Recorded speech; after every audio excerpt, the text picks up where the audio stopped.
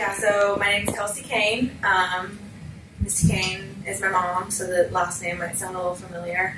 I'm just going to kind of talk about my fitness journey. When I was sitting down thinking about what I was going to plan out for y'all, I was thinking about what I've done in the past and where I've been, and I saw about 3 central themes that I think are useful for everyone, not just myself, and what I've learned. So I just kind of want to share those with you guys, so I hope you don't mind me sharing a little bit about myself.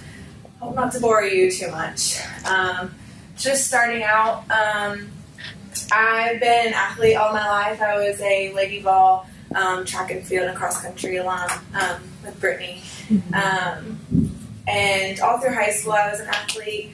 I ran track, did soccer, did the dance team. Mom loved that. So my mentality was kind of, I work out a lot so I can eat whatever I want. I didn't really have as much basis, knowledge on nutrition. Didn't really know a lot about diet.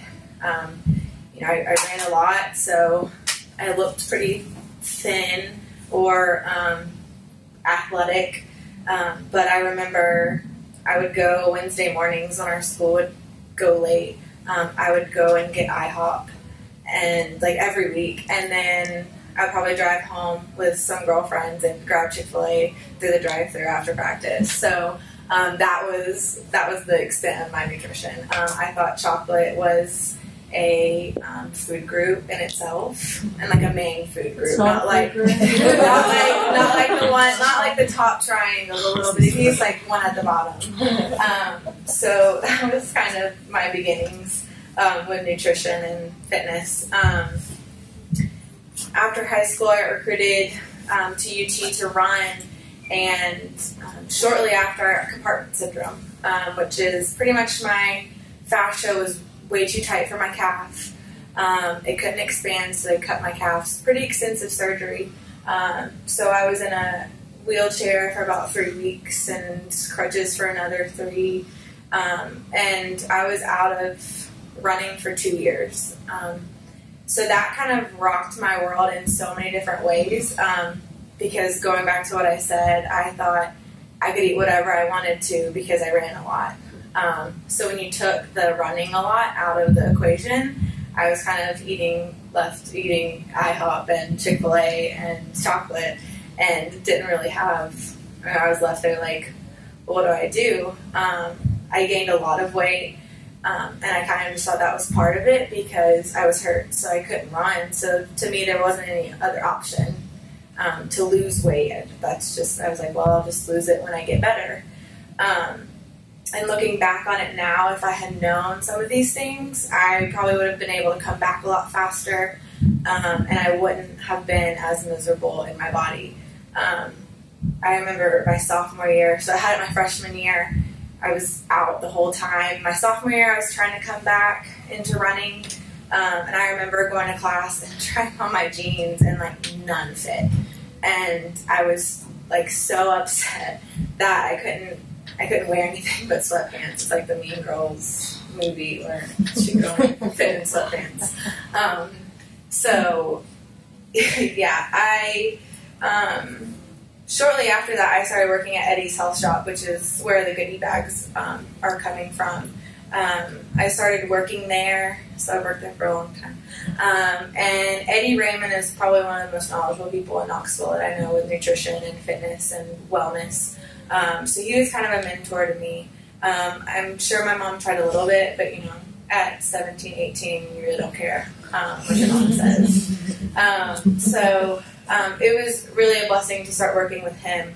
And that's really where I came up with my first point in my talk, eating for purpose versus eating for pleasure.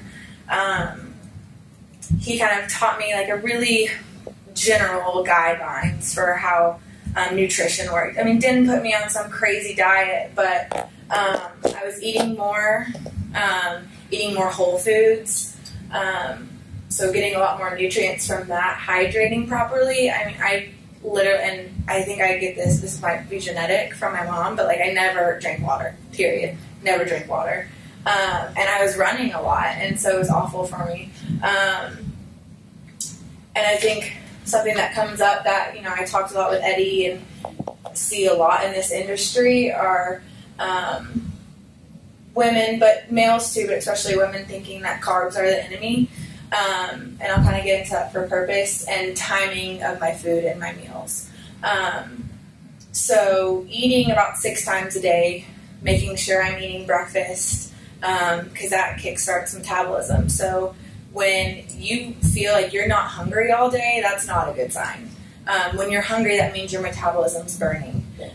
We had a football player coming into Eddie's, a UT football player coming into Eddie's, and saying he wanted a fat burning pill. I'll get into supplements a little bit later, but I was like, well, what are you doing? You're a D1 athlete. Why would you think that you need a fat burning supplement? And he said, because he's holding on to fat. So I said, well, what's your nutrition like? And he said, well, I eat once a day. I don't understand why I'm not losing weight. So I said, well, when do you eat? And he said, dinner. And he's like, but I'm not hungry all day. I was like, yes, you're not hungry all day because you're waiting till dinner to eat. So when you wake up and you start your metabolism, you're burning more throughout the day. Your metabolism's at a standstill if you're not eating properly. So I figured out with carbs, that really gets into the purpose of it. Carbs are for an energy source. Making sure that I'm eating right after a workout. Our protein, there's some protein samples in there for you. Some of them have carbs, some of them don't, but you can add in your own. Good complex carbs, so sweet potatoes, brown rice. I eat a lot of jasmine rice because it's a long grain rice, so works a little bit quicker. But carbs aren't the enemy. They're not what makes you gain weight. It's when you're eating them, and it's what you're eating. So that really helped me, eating for purpose and pleasure. A lot of times, like Brittany and I will be working, and we get asked nutritional advice a lot at the health shop. Obviously, we're not nutritionists, but we've gained a lot of knowledge throughout the years where we can kind of guide some people. I'll tell people my eating plan, and they'll say, oh, well, I don't like that kind of food. I don't like this. I don't like that. Well, as a culture, we've been taught that eating is like a little celebration each time, and it's not. That's not to say that you have to be miserable all the time. I would say like 80% purpose, 20% pleasure. You don't have to limit yourself from all those foods, but when you start looking at how am I supplementing my body the best, how am I getting my energy, I'm eating my carbs right after workout, I'm getting all my protein, I'm eating throughout the day, I'm hydrating well, and that's when you're really going to see a difference. So the timing and, like I said, eating more. And I think that it's good with consistency that you do reward yourself every once in a while. I think when we limit ourselves so much, that's when we start binging. So I think just having a good balance in between the two is key. And kind of going along with that, we've all heard that you can't outwork a bad diet. I found some research on this. A PhD and a biochemist said, rule of thumb, weight loss is generally 75% and 25% is exercise. And I will tell you, as a runner, I gradually increased to, when I transitioned out of running, for the past 2 years, have been doing fitness competitions. So my training completely changed. I was training less, actually. I was lifting more, but running a lot less, and my diet completely changed. I was eating a lot cleaner, really cut out all sugars, some fruit and stuff. Chocolate occasionally, because I just can't stay away for that long, but really clean eating changed my body completely. And I had been a D1 runner before that, so it's not like I was just, on the elliptical, just kind of chilling. I was really working out hard, and just with my diet, saw a huge transition in my body. So I put this because I really like this rule as well. How should we eat, what to look for in the grocery store. Perimeter shopping is the best way, I think, not going through the aisles. As my diet got stricter, I noticed that I wasn't going like this as much. I was going to the vegetables, the fruits, the meat, eggs, all of that. So that's something that really works. Especially don't go to the grocery store hungry. That helps with the inner aisle. Yeah. Yeah. Inner aisle shopping. And I kind of I think Anne and I talked about talking a little bit about supplements, but just quickly, I put some in your bags, obviously, but I just wanted to make it clear that supplements are for supplementation to your diet, to your exercise. They're not the main thing.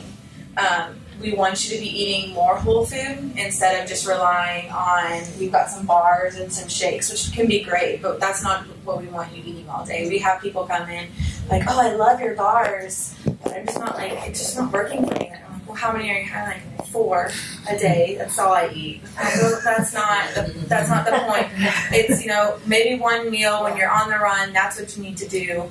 Then fine. But if you can get whole food, that's what we want you to eat. Your body recognizes whole food over synthetic. Like our owner came up with athlete's recovery. That's a post-workout.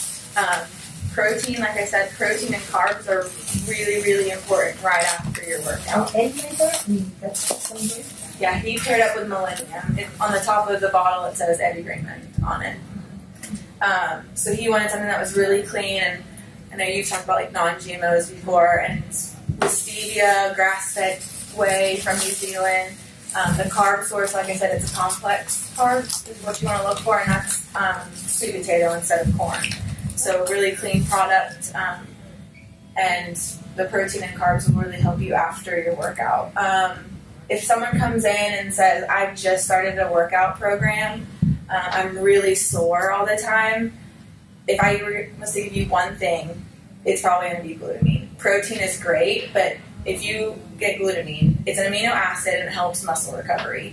So if you're sore, it's a good one to go to. Some good just like upkeep ones are fish oil, getting your omega-3s in, and a multivitamin. But like I said, supplements are for supplementation.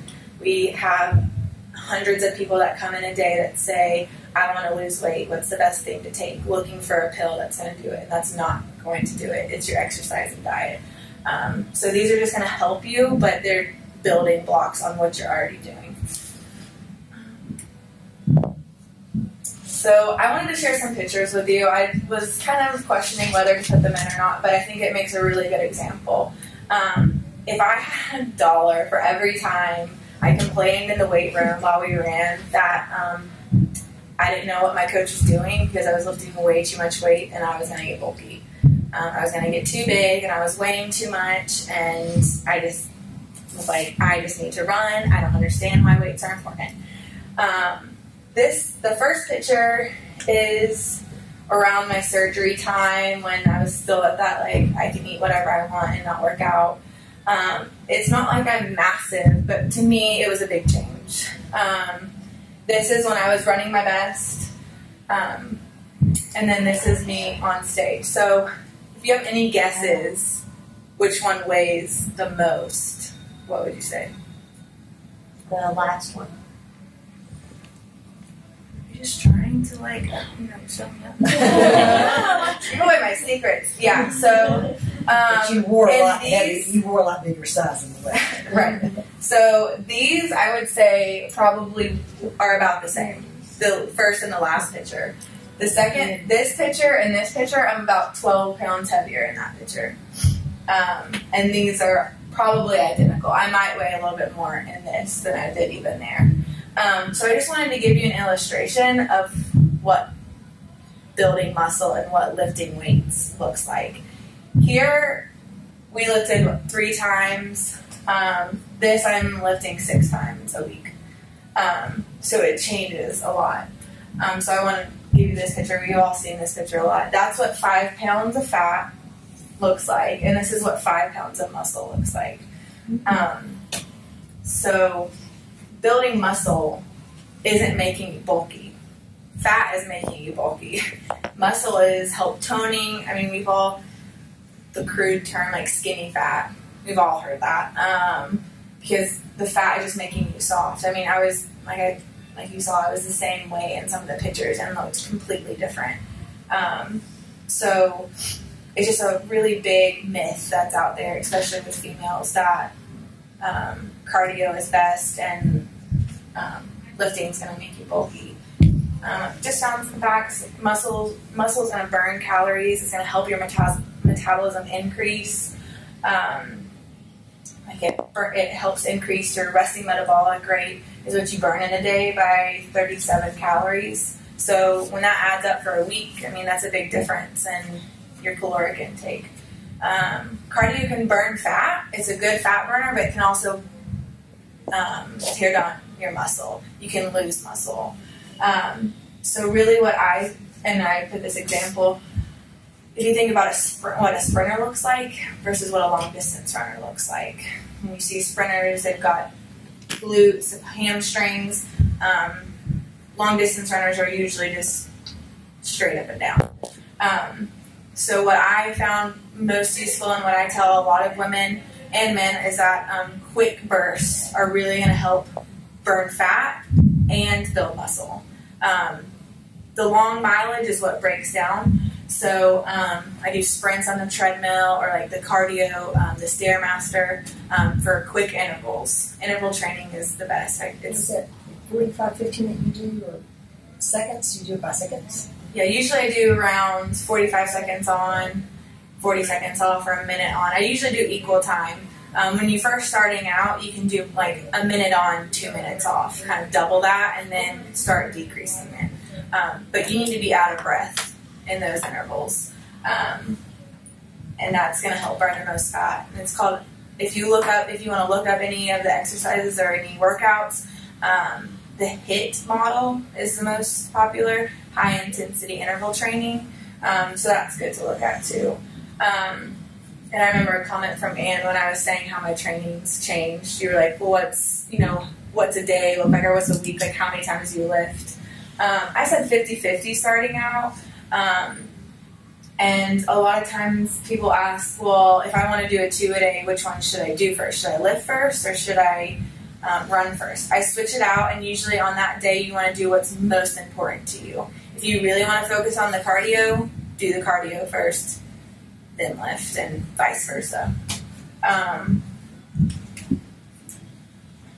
With the muscle and fat picture, I wanted to bring something up, that the scale on your body weight isn't always the best indicator of your progress. So how do you measure that? I'm sure they have some things at National Fitness that I'm just not as familiar with, but at the health shop, at Eddie's Health Shop, we have a bod pod. So it measures your body fat, your lean muscle mass, and your resting metabolic rate, so what you're burning within a day. So you can see where your calories kind of need to be at, and that really lets you, you could gain 2 pounds but lose 2% body fat and just be gaining muscle. So that's a great direction, but the scale's not going to show that. So that's a kind of a good basis on how to see your progress. How much does it usually cost? Yeah, it's usually not too expensive. We do about like a 2 for $40 or just 1 for $25. Normally people get the 2 for $40 because it's just a better deal and you want to see your progress. So usually we say about 8 weeks in between, just to see that number. So my last point, I think is probably one of the most important ones, that success and happiness aren't in a number. I've been really upset with my body when I was a lot bigger and had gained a bunch of weight, and I've been the most critical of my body when I was looking at the last picture. I could pick my body apart right before a competition, and I'm like 5% body fat like that day. It's not based on the number. And so I just, weight loss is great. It's a wonderful thing to have a goal, but I also think it's great to have a goal that's outside of loss, like running a 5K, doing some kind of competition, or just, increasing your overall health, getting your cholesterol levels down, something like that, something that's outside of the way that you look. So I put those kind of NFC memes up, that fitness is the way you live, not the way you look. And fit is not a destination, it's a way of life. Because everything I really talked about, it's not just, let's just do this for 2 months. It's a lifestyle change. And the more you make it fit your lifestyle, your current lifestyle, the more apt you are to stick with it. And so that's what I had for you guys. Just encourage you to keep on your fitness training.